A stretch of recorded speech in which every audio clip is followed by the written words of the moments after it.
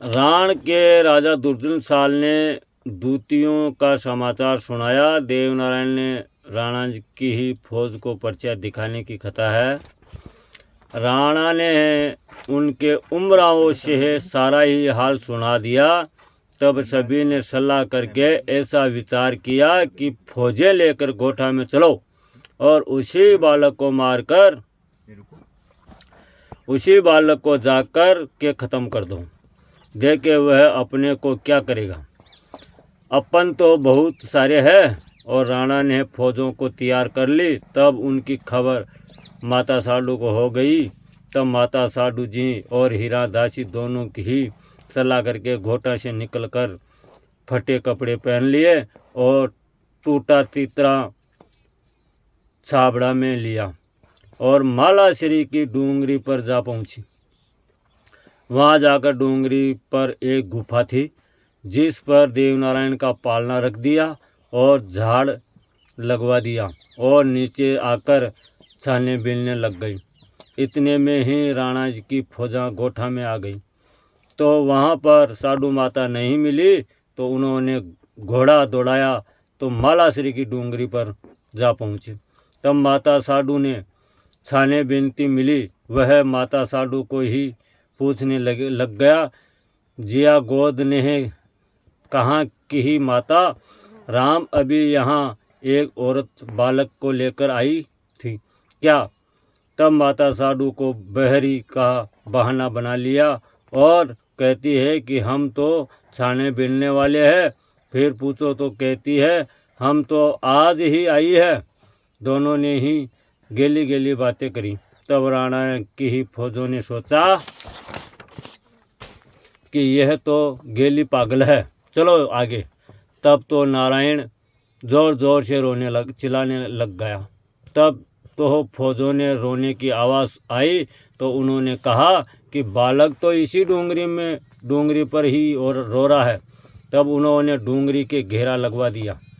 तब माता साडू कहती है कि अरे बेरी मत करो, यह सुन लेगा तो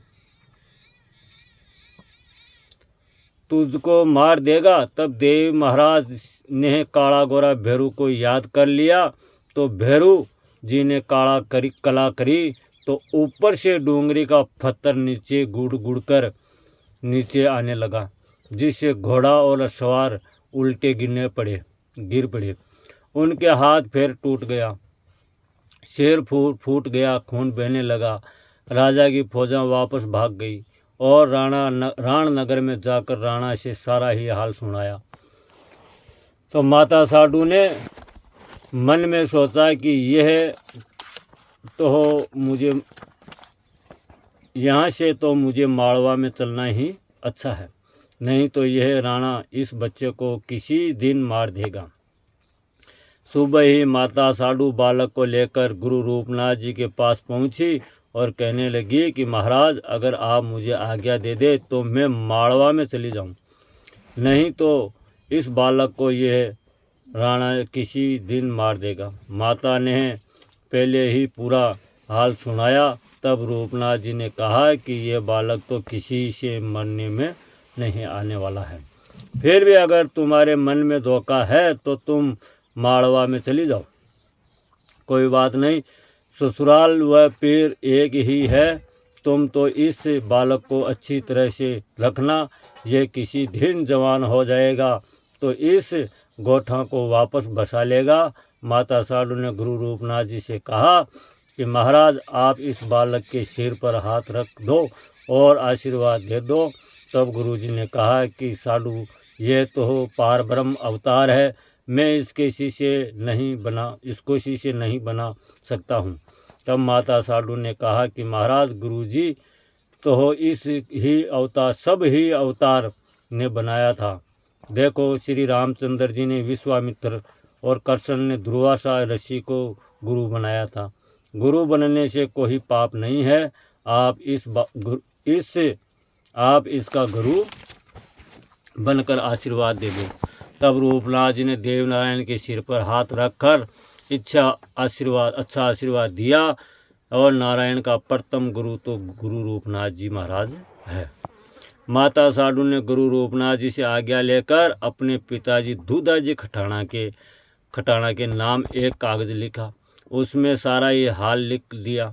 वहाँ पर एक पाल कहा दानमल नाम का भील था। साडू माता का धर्म का भाई था और सवाही भोज का भी खासा मित्र था। उस भील को बुलाकर माड़वा में भेज दिया और माता ने कहा कि बीरा, यहाँ तो हो, तुम कह देना कि पिताजी आकर मुझे माड़वा में से चले, क्योंकि यहाँ पर राणा जी मुझे दुख देता है और कोई दूसरा व्यक्ति भी आपके साथ लेकर आवे जो इस बालक और गायों को लेकर जावे। ये परवाना दानमल को दे दिया था। दानमल ने सांडी और तैयार कर माड़वा में चला गया। 1-2 दिन रास्ते में रहकर देवास में पहुंच गया। देवास में जाकर दानमल ने दूधाजी खटाना को परवाना सौंप दिया और सारा ही समाचार सुना दिया। दूधाजी ने कागज पढ़कर और सारा समाचार सुनकर आमलाल और नीमलाल दोनों उसके पुत्र थे। दूधाजी के दोनों पुत्रों से कहा कि तुम जाकर भाई को लाना। वहाँ पर मेवा भील का बेटा सालाराम और मल्लाराम भील दोनों उसके निजी प्रेमी थे। दोनों भाई और दोनों भील सांडियों पर बैठकर गोठा में आ गए थे और दानमल भील भी उसके साथ आ गया था। यह दानमल भील सवाई भोज का खास प्रेमी था। शाम के समय माता साडू अम्मावत निम्मावत छोछू भाट नापोर बभूलियो हीरादासी सल्यो मल्यो भील ये सब बैठे थे। तब माता साडू ने कहा कि छोछू भाट जी, हमें कल सुबह ही माड़वा में चलना है। यहाँ पर किसी दिन इस बालक को यहाँ राणा जी मार देगा, तो आप भी हमारे साथ चलना। जिससे भाट जी जाने से मना कर दिया कि माता, मैं तो मेरे ननिहाल सुसनेरी में जा रहा हूँ, वहाँ से है हमारे मामा जी का कागज आया है। तब माता साडू ने कहा कि भाट जी, सुख का तो सभी साथी हो जाता है, पर दुख में कोई साथ ही नहीं देता। बगड़ावत आपके लिए लाखों का दान करते थे, जिस समय तो आप उनके साथ हमेशा पीछे पीछे फिरते थे, और आज हम में विपत्ति पड़ गई, जिस वजह से आपने मना कर दी। यह तो समय का फर्क है, इसमें आपका कोई दोष नहीं है। आप तो खुशी से सुसनेरी में भला ही पधारो, हमारा तो भगवान ही मालिक है। फिर साडू माता ने नापा और बबूलिया ग्वाल से कहा कि सुबह गायों की ही फाटक खोलकर माड़वा के रास्ते पर लगा देना। नापा ने हाँ कर दी। सुबह ही गायों की फाटक खोलकर माड़वा के रास्ते लगा दी। उनके साथ और भी ग्वाल थे और एक भलाराम बड़ाई था, वह बगड़ावतों का खास प्रेमी था। माता साडू ने देवी महाराज को पालनो सिर पर लेकर चल दी और सल्या मल्या भील माता साडू के भाई अम्मावत निम्मावत हीरा दासी सभी गायों के पीछे चल दिए। माता साडू ने खेड़ा बस्ती से देवी देवताओं को ढोक प्रणाम करके बस्ती वालों से कहा कि विपत्ति पड़ गई भाई, बस्ती का नरनार हो, ये इस वजह से मैं आज कुछ दिन बिताने के लिए माड़वा में जा रही हूँ। तब बस्ती वालों ने कहा कि निका जाना माता साडू जी, निका राख जो इस भाड़ा ठाकुर की सार। कभी ऐसा दिन उदय होगा जिस समय ये वापस गोठा को भसा लेगा आर। माता साडू के मन में विचार आया और कहती है कि हे नाथ, वे दिन तो कैसे थे जो बहुत बड़ा परिवार था। जिस दिन से हम यहाँ आई उसी दिन से हमने ताता तो खाया और राता पीला पेरिया, दोनों मन सोना बाट्यो, नोनो मन सोना बाट्यो तो भी पार नहीं पाया। मन और लूणियों मक्खन सांवरियों दीना का तो पार ही नहीं पाया। हमने इस खेड़ा में बहुत माया मणि है, फिर हमारा सारा ही परिवार खप गया और मैं बीतण अकेली रह गई। और अब आज मैं भी इनको छोड़कर जा रही हूँ। हे नाथ, ये खेड़ा फिर भी बचेगा या नहीं बचेगा, यह विचार माता साडू को आया और दोनों रोने लग गई। फिर बस्ती वालों ने उनके विश्वास मत बंधवाया। माता साडू वहाँ से चली और मालाश्री डूंगरी पर आ गई। साडू ने मालाश्री डूंगरी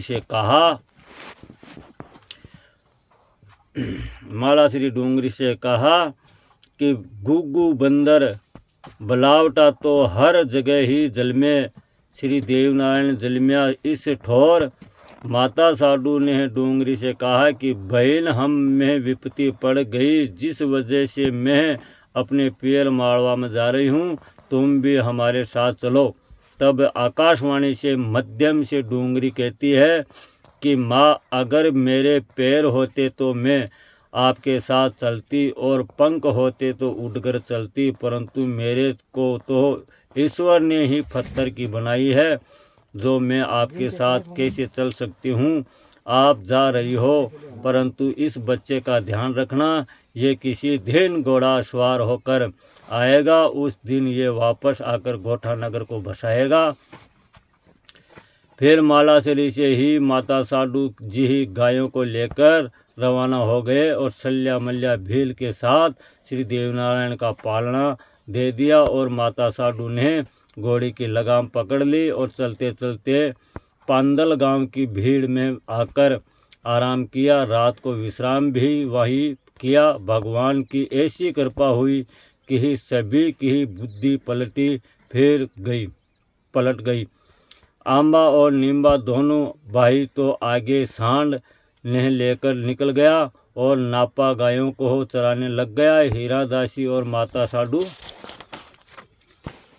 एक वर्ष के नीचे बैठ गई। इसके पास घोड़ी व बछेरा था। सल्या मल्या भील के पास देवनारायण का पालना था। वे दोनों ही पालने को वृक्ष के नीचे रख करके आराम करने लग गए। तभी व्यक्ति अलग अलग हो गए थे। जहाँ पर एक तेंदू का पेड़ था, जिस पर तेंदू का पका हुआ था, दोनों भील उस तेंदू को खाने लग गए थे। वहाँ पर एक बनी का सियार आ निकला। एक भील उसके पीछे दौड़ने लग गया, दूसरा भील उसके देखने लग गया और भीलों का ध्यान तो हो उधर लग गया। उसी समय वन में से एक शेरनी आ गई और देवना महाराज को दूध पिलाने लग गई। ये वचन श्री कृष्ण भगवान ने देवकी माता को दिया था। उस समय का दूध बकाया था, जिस वजह से देवकी शेरनी बनकर दूध पिलाने आई थी। जिस समय देवनारायण ने शेरनी का दूध पिया, उसी समय घोड़ी का बच्चा भी दूध पीने लग गया था।